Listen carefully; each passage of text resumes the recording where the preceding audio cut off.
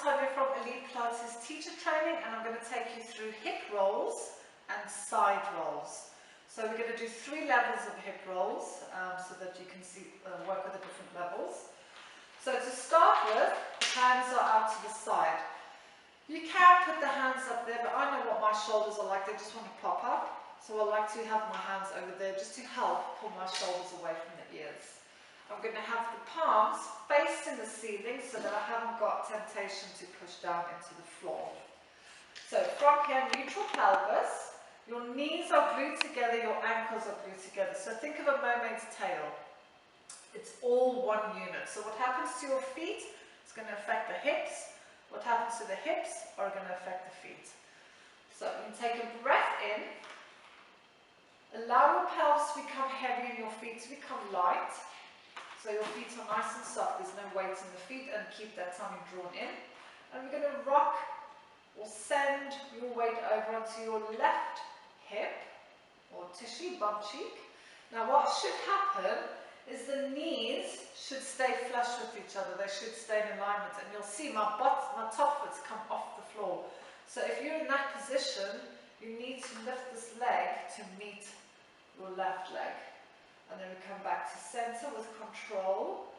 Try not to think of gravity doing the work for you. So exhale over onto your right bum cheek. So now my top leg is still in line and the foot comes off the floor. And then back to center. So we're going to bring our legs into tabletop. Same thing, knees stay together. In fact, you can even give your knees a little bit of a squeeze. Taking it over. And then watch this here. Are you coming all the way into there? So we need to have this upper back on the floor. Center.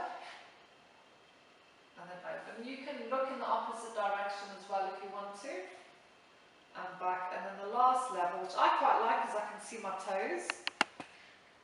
So are your toes opening up or are they staying together?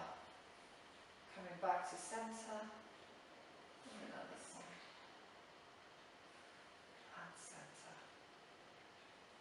That is your hip rolls.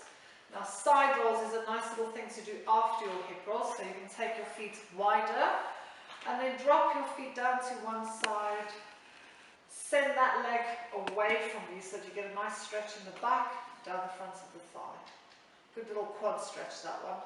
And then back to center and to the other side.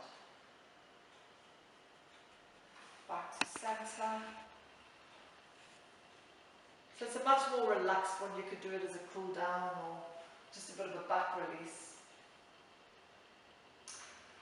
So that is hip rolls and side rolls for you. Take care. Bye.